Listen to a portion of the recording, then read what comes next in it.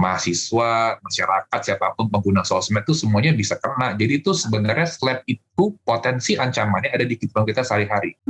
Dan kita tuh sebenarnya tahu itu kan. Karena kalau misalnya ada sedikit yang bersuara keras di sosial media, terus langsung ada yang komentar gitu. Di depan rumah lu udah ada tukang bakso belum gitu.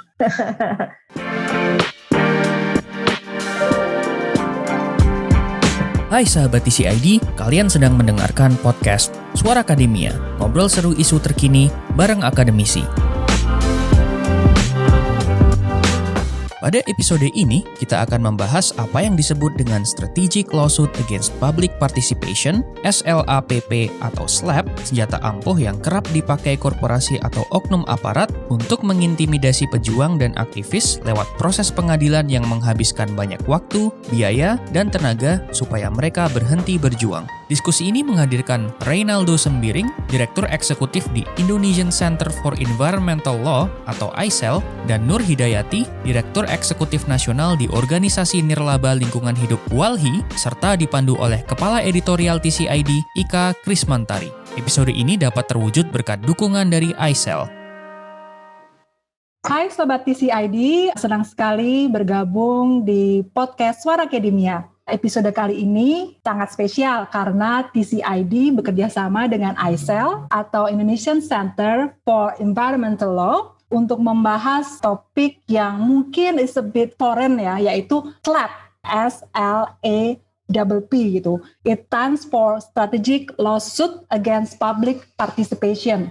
Jadi singkatnya sih sebuah cara yang sering digunakan perusahaan atau otoritas untuk meredam protes publik. Nah, serangan ini kalau berdasarkan riset yang dilakukan oleh ICEL itu sering menimpa pada aktivis lingkungan. Dalam episode kali ini kita bakal ngobrol banyak dengan Direktur Eksekutif ICEL, Bang Reynaldo Sembiring atau sering kita panggil dengan sebutan Bang Dodo. Halo Bang Dodo. Halo, selamat siang Mbak Ika. Iya, selamat siang. Ada juga Direktur Eksekutif WALHI Nasional, Mbak Nur Hidayati, atau panggilan sayangnya Mbak Yaya. Halo Mbak Yaya. Halo Mbak Ika, semuanya selamat siang. Mudah-mudahan semua sehat-sehat ya di sini ya. Syukur. Amin. Nah, oke, langsung aja. Jadi boleh dong Bang Dodo jelaskan gitu ya. SLAPP ini makhluk apa sih gitu ya? Ini sejarahnya dari mana? Siapa yang memperkenalkan gitu ya? Boleh dong Bang Dodo? Boleh ya. Ini sebenarnya ada bukunya di sini. Nah, jadi SLAPP itu sebenarnya singkatan tadi Mbak Ika udah sebutin Strategic Lawsuit Against Public Participation. Nah, pertama kali dikenalkan pakai buku ini. Jadi penulisnya itu namanya George Spring dan Cannon ya. Jadi intinya mereka itu mengalami situasi yang mungkin mirip-mirip kayak Indonesia beberapa waktu ke belakang sampai dengan sekarang. Di Amerika itu kan sangat menghargai kebebasan sipil ya, minimal secara normatif ya. Jadi ekspresi-ekspresi, mengajukan petisi, mengajukan keberatan itu sesuatu yang dijamin oleh konstitusi. Tapi dia melihat banyak fenomena-fenomena di banyak negara-negara bagian, itu masyarakat-masyarakat itu kalau mengajukan keberatan kait dengan pembangunan atau mungkin penangkapan atau penegakan hukum yang katakanlah abuse of power gitu, itu kenapa malah mendapatkan semacam gugatan. Jadi seolah-olah dia ingin berpartisipasi, menyatakan bahwa ini ada yang salah loh dengan sebuah pembangunan, ada yang salah loh dengan sebuah kebijakan, ada yang salah loh dengan sebuah penegakan hukum. Tapi kenapa ketika dia ngomong seperti itu, ternyata pihak-pihak yang dituju, yang memang kebanyakan adalah otoritas pemerintah atau korporasi besar tentunya, itu malah mencoba membuat mereka itu nggak bisa ngomong lagi, nggak bisa berekspresi lagi. Nuntut dengan balik cara, gitu ya,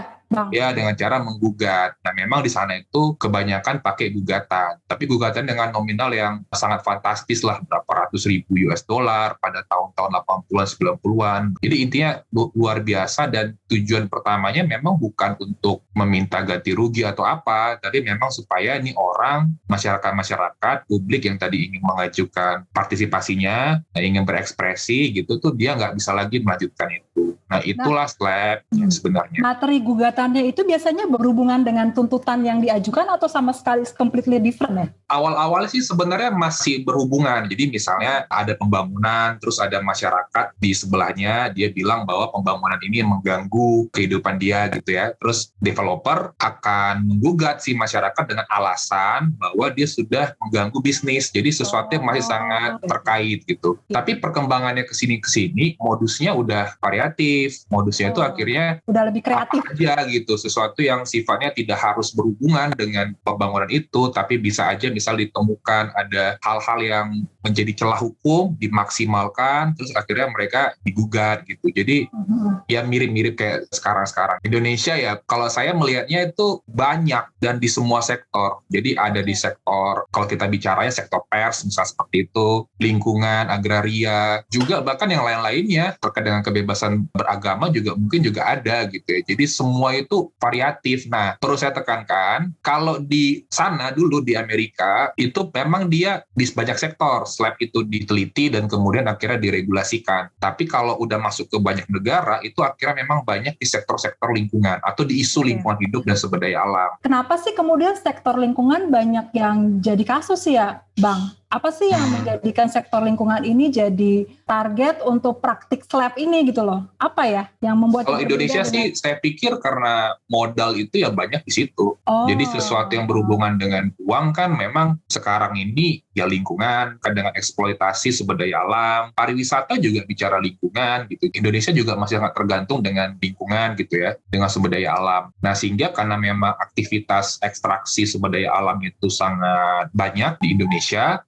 dan sudah pasti kan wilayah-wilayah itu pasti akan banyak masyarakat, dan juga kita bisa sama-sama tahu dengan luas wilayah sebesar ini, sementara kapasitas aparat kita secara kuantitas itu juga kurang, terutama di daerah-daerah, dan isu lingkungan kan sebenarnya kita bisa bilang bukan jadi prioritas ya untuk kepala pemerintahan juga gitu. Maksudnya tidak seprioritas isu-isu pembangunan lainnya seperti ekonomi atau pembangunan infrastruktur seperti itu. Jadi akhirnya membuat ya masalah ini tuh pelan-pelan itu naik, dan memang selalu di lapangan itu ya masyarakat atau pendamping dengan si korporasi-korporasi besar. Sekarang beralih ke Mbak Yaya. Mbak Yaya, kalau misalnya Mbak Yaya kan sering banget ya di lapangan mendampingi masyarakat gitu ya. Kalau selama ini pengalamannya Mbak Yaya, tadi kan Bang Dodo bilang ya kalau misalnya SLAPP ini udah lama banget, di berbagai negara juga terjadi gitu. Boleh cerita nggak sih kalau yang sangat khas dari Indonesia itu apa sih praktik SLAPP itu sendiri yang dilakukan oleh korporasi atau otoritas pemerintah ya di sini? Ya, jadi yang sangat khas di Indonesia itu adalah korporasi ini menggunakan tangan aparat negara ya untuk menghambat ekspresi publik atau menghambat aspirasi masyarakat gitu, yang tadi sudah disampaikan sama Dodo, karena proses pembangunan itu tidak partisipatif, tidak pernah melibatkan masyarakat, tidak meminta persetujuan masyarakat, bersifat top down, konflik itu pasti akan terjadi. Nah, konflik-konflik ini kemudian ekspresi protes dan ekspresi ketidaksetujuan yang disampaikan oleh masyarakat itu kemudian dibungkam dan diredam dengan melakukan SLAPP ini. Apalagi di Indonesia ini kan hukum pidananya itu kan masih menggunakan hukum-hukum kolonial, itu nanti Dodo tahu tuh ya. Dan hukum-hukum kolonial ini yang dipakai gitu oleh aparat keamanan. Misalnya yang terjadi di Banyuwangi, Jawa Timur ya. Kelompok masyarakat di sana menolak pembangunan pertambangan ya yang akan merusak wilayahnya, karena pertambangan emas ya itu akan merusak wilayah-wilayahnya masyarakat, mengambil alih lahan masyarakat, mencemari laut dan lain-lain. Nah, ini kemudian Mas Budi Pego itu pada saat demonstrasi gitu ditemukan, ya kita tahu lah ya modus-modus untuk menjebak ini, ditemukan ada misalnya bendera atau simbol-simbol komunis gitu di tengah demonstrasi tersebut. Dan Mas Budi Pego sebagai salah satu pemimpin gerakan dari masyarakat itu dikriminalisasi, dia dituduh menyebarkan ajaran komunis. Jadi menggunakan hukum-hukum kolonial atau hukum-hukum yang di Indonesia yang sangat banyak pasal karetnya gitu untuk menjerat ya atau membungkam tadi. Akhirnya dikriminalisasi. Ini adalah inisiatif dari aparat negara yang kemudian menangkap dan mengkriminalisasi Mas Budi Pego menggunakan hukum-hukum pidana gitu. Karena yang bisa menangkap itu polisi gitu ya, yang bisa menggunakan hukum pidana itu polisi bukan perusahaan gitu. Lalu ada contoh lain nggak, Mbak? Contoh banyak. Boleh banyak. Boleh. Yang Indramayu Mbak yang lucu tuh. Iya. Ya, Boleh, di Pak. Indramayu ini kasus petani ya, petani yang menolak pembangunan PLTU batubara di Indramayu. Karena itu tadi prosesnya mereka tidak pernah dimintain persetujuan, tahu-tahu sawahnya itu sudah mau dijadikan lokasi pembangkit listrik tenaga uap dari bahan bakar batubara. Dan mereka tentu kemudian melakukan protes, penolakan karena sawahnya itu adalah satu-satunya sumber penghidupan mereka. Jadi ada hal-hal yang simplistik gitu di dalam penerapan pembangunan. Kelompok masyarakat ini mereka menyebut dirinya Jatayu ya, kelompok petani ini. Kemudian mereka banyak sekali melakukan demonstrasi dan juga sebenarnya ekspresi-ekspresi yang ingin menunjukkan saya ini warga negara Indonesia, saya berhak di sini dan lain-lain. Jadi pada satu hari itu mereka memasang bendera merah putih gitu di sekeliling pagar di wilayah mereka ya. Nah, tahu-tahu besok harinya itu ada salah satu bendera yang dipasang terbalik dong gitu. Tapi entah siapa nggak tahu ya. Nggak tahu entah siapa, kita nggak tahu. Lalu kemudian polisi datanglah. Mereka dianggap melakukan penghinaan terhadap simbol-simbol negara, dituduh. Wow. Padahal polisi tidak memiliki bukti, tidak tertangkap tangan gitu, membalik bendera gitu, enggak. Tahu-tahu benderanya terpasang terbalik, kemudian mereka dihukum gitu, dipenjara gitu, sampai dipenjara loh. Jadi ini yang namanya SLAPP dan kriminalisasi ini bukan main-main gitu, karena mereka bukan hanya sekedar dituduh ya, mereka itu ditangkap, mereka itu dipenjara gitu. Jadi ini sesuatu yang sangat serius. Bagaimana negara itu menggunakan instrumen-instrumen hukum untuk membungkam protes-protes masyarakat. Oke, gimana? Satu contoh lagi nih. Boleh Pak. Nelayan ini sekarang. Jadi biar lengkap tuh ya, ada petani, ada nelayan gitu. Belum lagi yang akademisi juga. Jangan salah loh, kelas menengah akademisi juga tidak lepas ya dari ancaman ini. Nelayan di Kodingaring ya, Sulawesi Selatan, mereka melawan industri penambangan pasir laut yang mengganggu wilayah tangkap mereka gitu. Ini kasusnya aneh-aneh banget gitu. Justru yang ditangkap bukannya yang berusaha menyogok, karena dia ada upaya untuk melakukan penyogokan terhadap nelayan. Mereka dikasih amplop supaya diam gitu, uang tutup mulut gitu. Karena nelayan ini tidak mau ya menggadaikan wilayah tangkapnya, dirobek itu amplopnya. Ternyata dalamnya ada uang. Oh, terus dituntut gara-gara itu? Oh my God. Dituntut dan dibawa ke kantor polisi gara-gara dianggap itu tadi juga sama, menghina simbol negara. Jadi negara kita ini kalau mau dibilang otoriter ya otoriter gitu, karena pembungkaman itu dilakukan dengan cara-cara yang sangat tidak masuk akal gitu ya. Jadi negara itu sudah melakukan upaya-upaya untuk melindungi kepentingan korporasi itu dengan cara menghilangkan hak asasi dari warga negaranya yang haknya itu tidak dipenuhi oleh negara. Iya, gitu. Yang menarik dari Mbak Yaya tuh ada hubungan yang erat sebenarnya ya antara korporasi dan aparat negara ini ya, yang tadi menurut Mbak Yaya juga susah dibuktikan nih. Nah kalau di pengadilan itu gimana tuh Bang? Kalau misalnya dia tahu sama tahu ya sebenarnya korporasi di belakang semua ini tapi hanya menggunakan alat negara gitu ya. Itu gimana kalau di pengadilan itu? Susah dibuktikan juga sebenarnya karena kan kita harus bisa membuktikan kausalitasnya ya. Jadi kita membuktikan hubungan antara satu tindakan dari aparat negara dengan eksistensi dari korporasi. Kalau menurut saya sih sebenarnya seperti ini sih. Kita memang tidak harus membuktikan di pengadilan untuk bisa menarik ya garis-garis itu. Karena kan dengan contoh-contoh yang lucu-lucu tadi, sebenarnya lucu tuh gini sih, kita miris, tapi kita ngerasa lucu dengan kenapa sih harus ditangkap di proses yang seperti itu gitu. Yang benderanya itu kebalik lah, benderanya jadi putih merah gitu kan. Padahal kita juga sama-sama tahu mereka sebenarnya dalam beberapa dokumen-dokumen di persidangan mengakui kalau mereka cuman pasang bendera merah putih, dan bendera putih merah juga bendera Polandia. Jadi menurut saya juga tidak ada sesuatu yang aneh kayak gitu loh ya. Jadi bendera putih merah itu juga nggak dilarang kan sebenarnya kan. Kita juga kita juga lagi nonton bola ada bendera Italia kemarin kan. Nanti ada bendera Brasil, Copa America gitu kita bawa-bawa. Nah ini nih anggap aja lah sebenarnya lucu-lucunya ini cuma bendera Polandia gitu loh yang yang berkibar. Nah, yang terjadi pada kasus itu gimana yang terjadi dengan? Ya dihukum semuanya. Setelah itu nggak bersalah, di penjara, akhirnya keluar gitu. Tapi kan yang jadi soal nanti mungkin Mbak Ya bisa nambahkan ya. Mereka jadinya berkurang ininya semangat untuk melawannya ya? Ya, mungkin bukan semangatnya, tapi kan akhirnya itu memberikan banyak pengaruh ya terhadap komunitas atau gerakan itu sendiri gitu. Mereka yang sudah terpidana, udah pasti dalam kehidupan sosial itu kita sama tahu lah gitu. Ada stigma-stigma tertentu, padahal sebenarnya dia dipidana bukan karena kejahatan, sesuatu yang sebenarnya menurut saya juga aneh gitu. Nah, kalau tadi dibilang lagi balik ke hubungan itu, sesuatu yang rumit kita buktikannya, tapi kita paham. Lucu lah menurut saya tuh kayak tadi di Makassar, masa cuma karena merobek itu dianggap iya kan? Apalagi kalau sebenarnya logikanya sederhana aja, kan uang udah dikasih ya gitu ya. Iya, kalau terserah dong.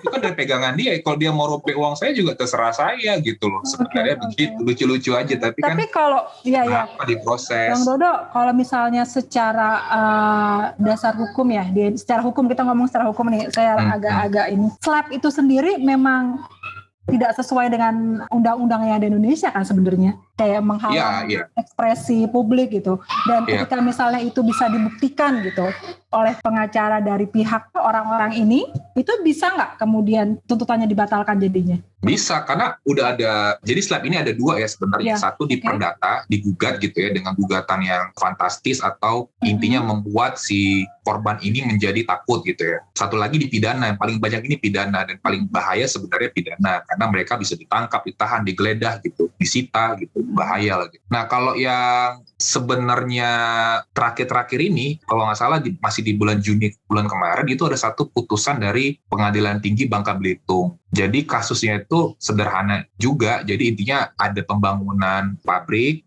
ini menghasilkan bau ini dirasakan masyarakat sudah bertahun-tahun, masyarakat mengajukan berbagai macam protes, jalur yang sah, ada mediasi dengan perusahaan, terus akhirnya masyarakat ini malah dituntut gitu loh, dimasukin di proses pidana dengan alasan kalau, ya alasannya lucu sih, karena kebetulan beberapa yang di proses pidana ini menjabat sebagai ketua RT. Sebagai ketua RT dia dianggap ada penyalahgunaan kewenangan gitu. Jadi penyalahgunaan kewenangannya juga terkait dengan penandatanganan satu berkas gitu. Intinya singkat cerita, pengadilan negeri itu melihat bahwa tidak terbukti itu SLAPP. Pengadilan tinggi itu membuktikan itu SLAPP. Yang menariknya pengadilan tinggi itu bilang bahwa jaksa itu benar mendakwa. Jaksa kan mendakwa ini ada pemalsuan surat gitu ya, penyalahgunaan kewenangan karena sebagai ketua RT. Benar, ini mungkin terpenuhi unsur-unsur dakwaannya, unsur-unsur tuntutannya lah kira-kira begitu. Tapi ini bukan tindak pidana, dia bilang begitu. Kenapa bukan tindak pidana? Alasannya sederhana. Pertama, mereka itu berpartisipasi, berekspresi, memperjuangkan haknya. Karena selama ini mendapatkan bau. Mereka itu ingin mendapatkan lingkungan yang sehat, yang bersih. Gitu. Yang kedua, hak untuk mendapatkan lingkungan yang baik dan sehat itu tuh adalah mandat konstitusi. Kita di pasal 28H ayat 2 Undang-Undang Dasar 45 itu diatur bahwa hak itu untuk mendapatkan lingkungan baik itu adalah bagian dari HAM. Dan itu dalam perjuangannya mendapatkan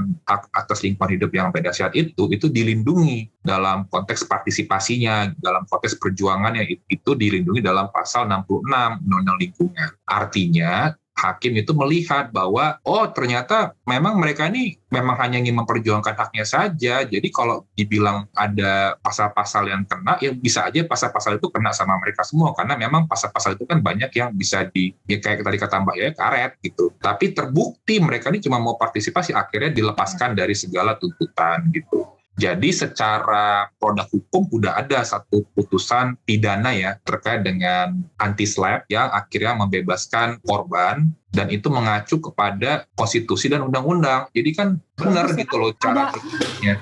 Iya, kalau soalnya kayak saya baca laporan dari ICEL tuh kayaknya beberapa tuh story-nya tuh nggak happy ending gitu loh. Either para aktivis ini kayak jadi putus asa, terstigma, jadi traumatized gitu kan ya, jadi enggan untuk melanjutkan perlawanannya gitu kan. Tapi ternyata tadi Bang Dodo juga cerita bahwa ada salah satu kasus yang bisa memihak korban gitu ya di sini ya. Mungkin kalau membayar. Tapi baru satu sih. Iya makanya, but it's a good beginning lah ya Bang. Ya, baru juga gitu. Itu tahun berapa ya Bang? Baru Juni kemarin. 2021. Wow, oke.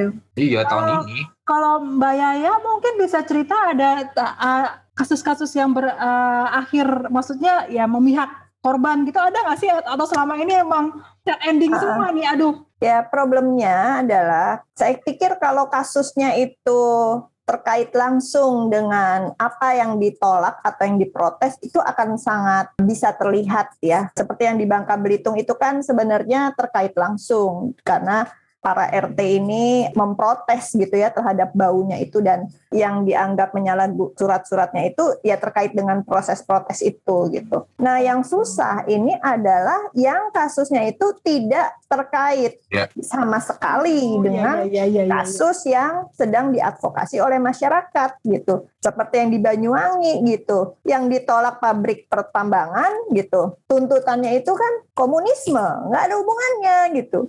Yang di Indramayu itu menolak PLTU batubara, tapi yang digugatnya itu adalah soal menghina. Nah, ini yang menjadi tantangan. Makanya sebenarnya saya pikir ini perlu ada pendidikan kepada hakim juga gitu ya, ketika dia melihat kasus seperti misalnya yang di Banyuwangi itu, harusnya kan hakimnya paham gitu ya, tahu lah. Oh, ini kayaknya mungkin ada tali temalinya gitu dengan protes masyarakat tadi, atau yang di Indramayu karena itu protesnya besar kok gitu ya, secara nasional banyak orang yang tahu. Jadi tidak mungkin hakim setempat yang levelnya pengadilan negeri di level tingkat 2 itu tidak tahu ada kasus itu gitu. Nah, sensitivitas semacam ini yang perlu diberikan kepada hakim gitu, sehingga di beberapa negara justru gugatan-gugatan semacam ini dianggap justru menghina pengadilan gitu, dan justru bisa itu mengurangi kapasitas gitu ya pengadilan untuk bisa mengadili kasus-kasus yang lain gitu, obstruction of justice gitu. Seharusnya itu yang saya pikir menjadi penting ya, nuansa gitu. Jadi hakim-hakim itu perlu lebih sensitif melihat hal-hal semacam ini gitu. Itu menarik sekali tuh, gimana ternyata praktik-praktik SLAP itu bisa dianggap sebagai upaya untuk menghalangi keadilan ya. Itu terjadi memang di luar negeri ya. Tapi Indonesia belum sampai sana. Belum, hakimnya aja perlu kita didik dulu, Mbak. Iya sih, benar. Iya, sama ini sih sebenarnya polisi sama jaksa. Jadi kan kalau hakim itu kan ada hakim di pengadilan, tapi sebelumnya ada jaksa yang menuntut, nyusun dakwaan, ada polisi yang sebenarnya polisi ini yang paling banyak bersinggungan langsung dengan masyarakat. Mereka yang menangkap, mereka yang menggeledah gitu. Nah, jadi kalau menurut saya sih harus ada kontrol terhadap kerja polisi dan juga kerja jaksa. Terutama polisian bisa nangkepin nih. Jaksa juga bisa sih, tapi biasanya itu kewenangan utamanya ada di penyidik. Nah, kalau saya ngelihatnya cara berpikir para penegak hukum, terutama di penyidik, polisi, dan jaksa, itu masih banyak melihat yang penting kalau udah terpenuhi nih unsur pidananya, udah tangkap atau proses gitu. Jadi sudah terpenuhi nih misalnya unsur pidana bahwa benderanya udah terbalik gitu ya, udah putih merah gitu. Dianggap unsurnya sudah terpenuhi menurut pandangan mereka, pasti juga subjektif lah gitu. Udah tangkap gitu. Yang mereka belum pernah pikirkan bahwa harusnya targetnya itu bukan membawa kasus sebanyak-banyaknya ke pengadilan, tapi adalah menimbulkan rasa aman sehingga sebenarnya kasus itu tidak ada. Nah, tapi kan karena tadi kita membicarakan bahwa SLAP ini pun sejak dulu dan di banyak negara itu tujuannya adalah untuk membuat orang itu takut berpartisipasi dan berekspresi ya, jadi agak sulit juga gitu mengharapkan seperti itu. Padahal kalau kita bilang tadi Mbak Ika sudah bilang kan, hukum acaranya belum ada sistemnya ya gitu, atau hukum acaranya memang belum ada hukum acaranya, misalnya yang bisa kalau di negara lain itu sebelum masuk ke persidangan yang lebih panjang gitu ya, kita bilangnya pokok perkara gitu ya, sebelum membahas materi-materi perkaranya diperiksa dulu di depan gitu, ini terbukti nggak sih sebenarnya ini SLAP atau tidak, terbukti nggak sih ini kriminalisasi apa enggak gitu, baru kalau misalnya ternyata terbukti dihentikan, jadi nggak langsung ke pokok perkara gitu. Ada proses itu di luar negeri ada ya? Di beberapa negara seperti di Filipina, di negara-negara lainnya, di negara global utara, Amerika Utara ada Kalau di kita itu nggak ada, tapi sebenarnya jaksa sama polisi itu punya kewenangan untuk menghentikan penyidikan dan menghentikan penuntutan, menghentikan penyidikan untuk polisi, menghentikan penuntutan untuk jaksa. Nah, salah satu alasan penghentian itu adalah bahwa perkara ini bukan tindak pidana. Dalam putusan Bangka Belitung itu, hakim udah bilang, ini bukan tindak pidana, ini SLAP gitu. Makanya harusnya itu bisa diperluas atau juga dipahami oleh penyidik dan jaksa bahwa ini juga bukan tindak pidana. Selama terbukti adalah SLAP, ya udah hentikan penuntutan, hentikan penyidikan gitu. Jadi nggak usah bawa ke pengadilan. Nah itu yang kita butuh untuk dorong sekarang di aparat penegak hukum. Contoh Bangka Belitung itu berarti penting banget ya buat kedepannya nantinya ya.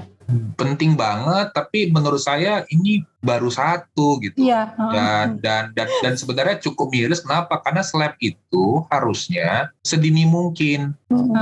Jadi kalau kayak tadi itu kan, kalau misalnya tuh contoh Bangka Belitung ya, itu udah ada tuh masyarakat yang sempat ditahan. Ada yang dia punya penyakit, ada yang lagi hamil muda, ditahan gitu. Padahal akhirnya dia dibebaskan juga sih. Cuman maksud saya adalah kan udah sempat merasakan tekanan begitu. Dan menurut saya sih, dan kalau kita ke kampung-kampung, warga itu nggak ngerti kita tuh terpidana, yang penting udah masuk penjara aja, udah jelek masuk kantor polisi aja, udah di stigma. Iya. Kayak gitu tuh bahaya gitu untuk masyarakat.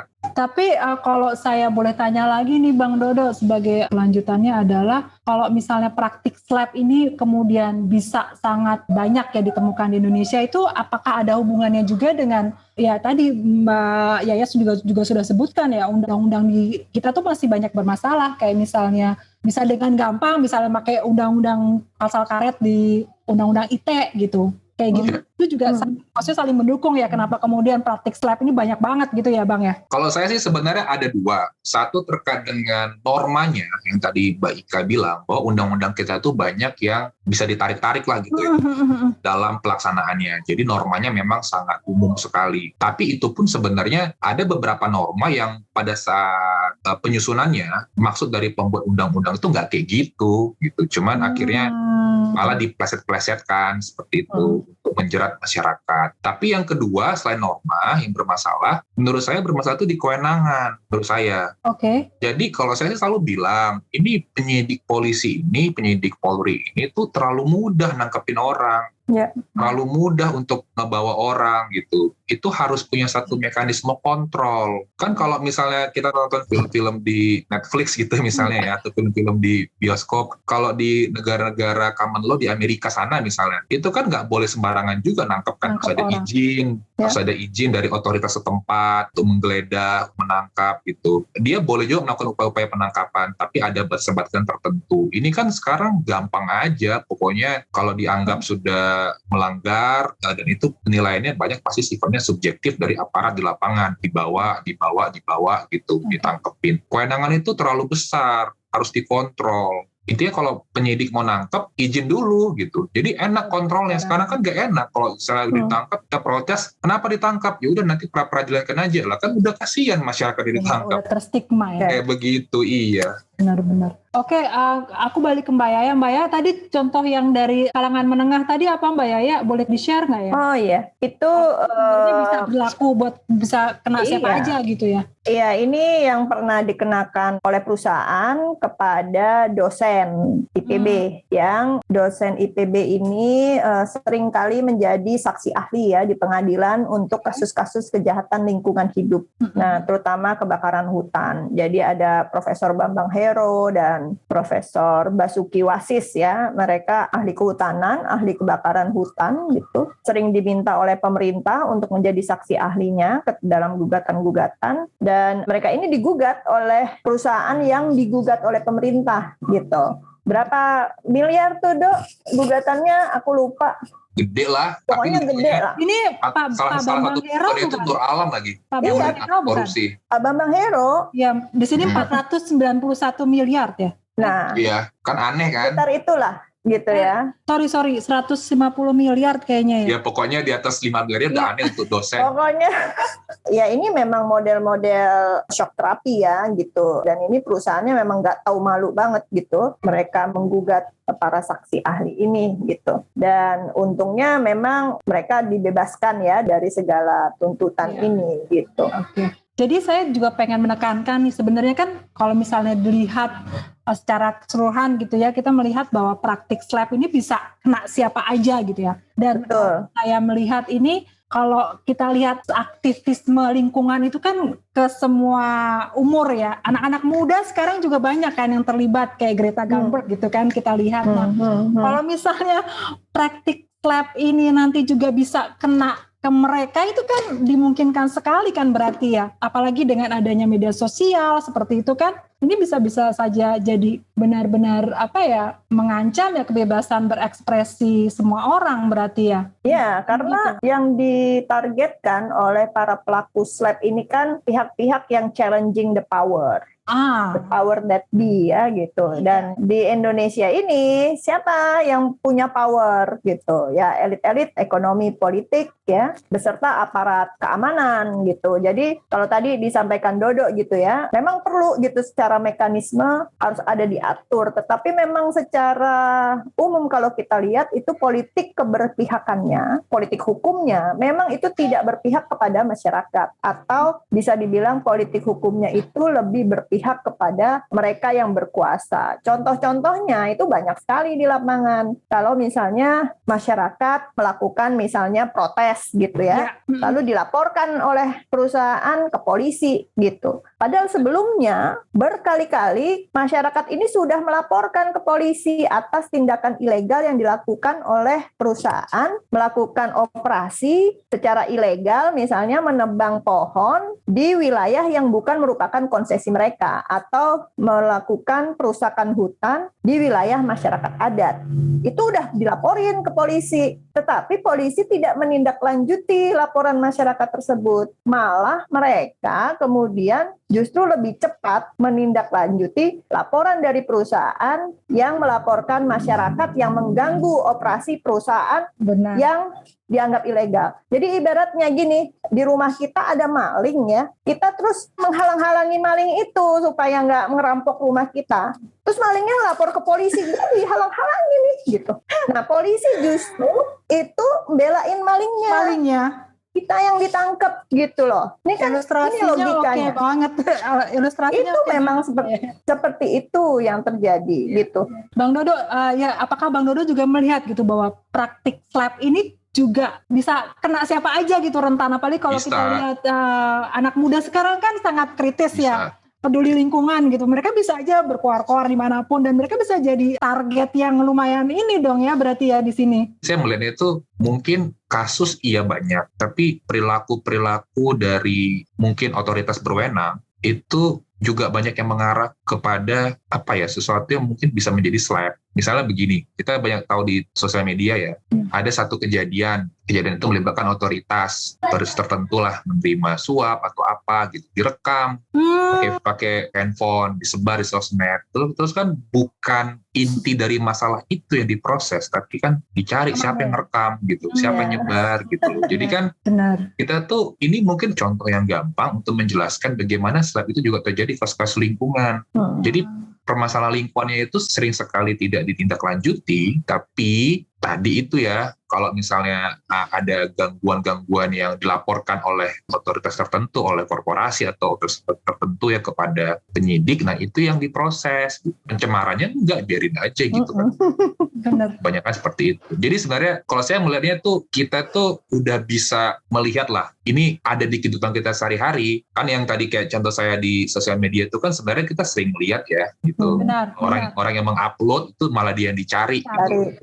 Baik Nuril itu kasus yang dulu di NTB, yang dia guru yang mendapatkan pelecehan oleh atasannya by phone dan dia rekam. Tapi bukannya atasannya yang diproses, malah dia diproses hukum gitu. Nah sampai akhirnya proses ini tuh dibawa ke tingkat nasional, baru diselesaikan melalui amnesti ya, oleh kewenangan presiden. Yang menjadi pertanyaan saya adalah, ya kalau kita punya satu sistem atau tadi politik hukum atau satu kebijakan hukum yang demokratis, harusnya kayak gini tuh nggak usah sampai diproses gitu. Akhirnya kan jadi ngerepotin kepala negara juga toh, jadi atensi juga toh gitu. Yang kayak begini tuh kalau memang beneran kita mau kumpulin datanya itu seluruh Nusantara banyak.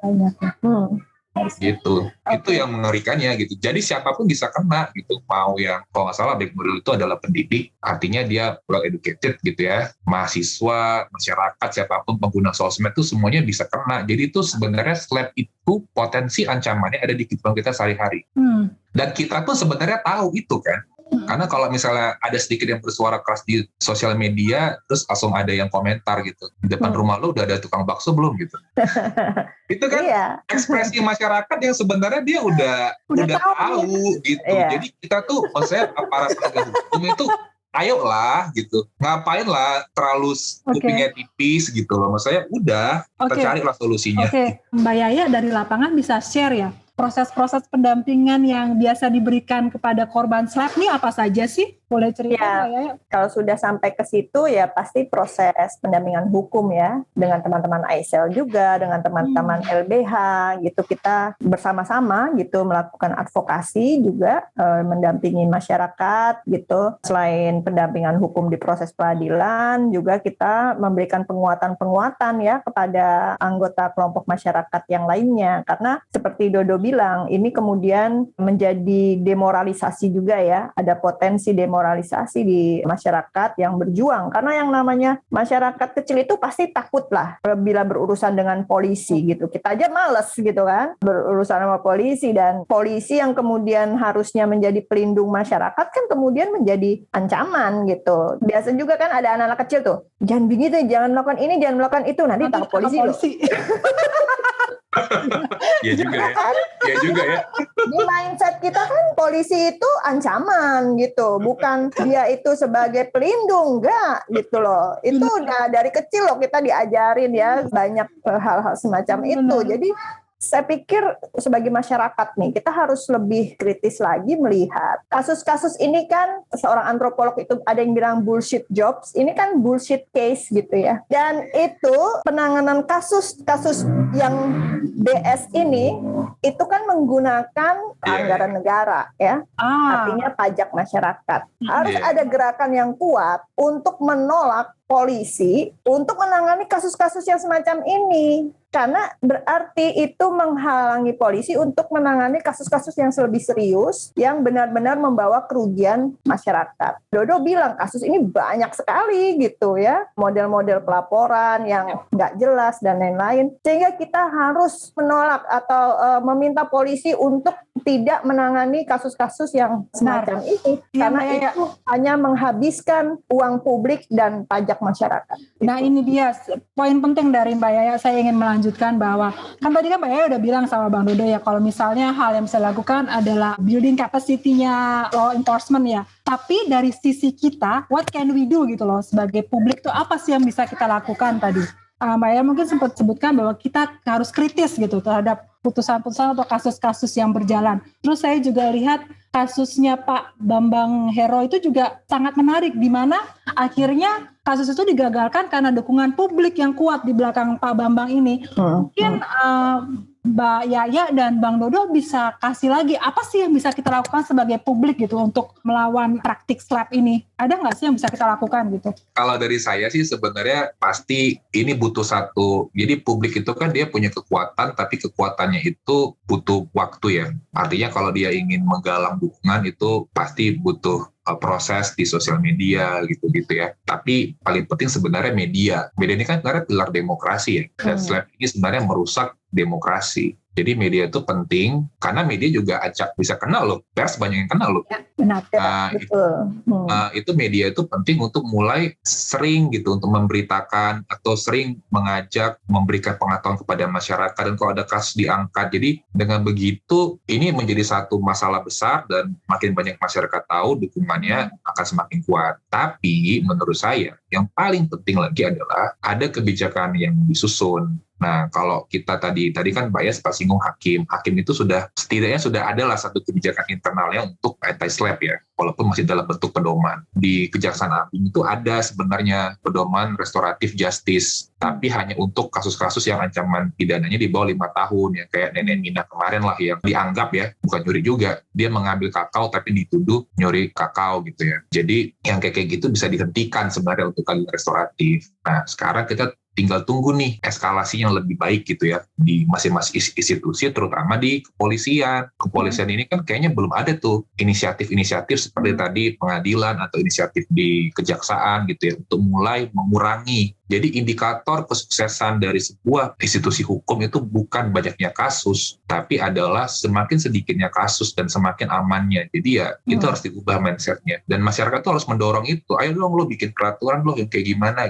gitu. Selain juga tadi masyarakat dan media kolaborasi, mendiseminasikan semua masalah yang ada dan menggalang.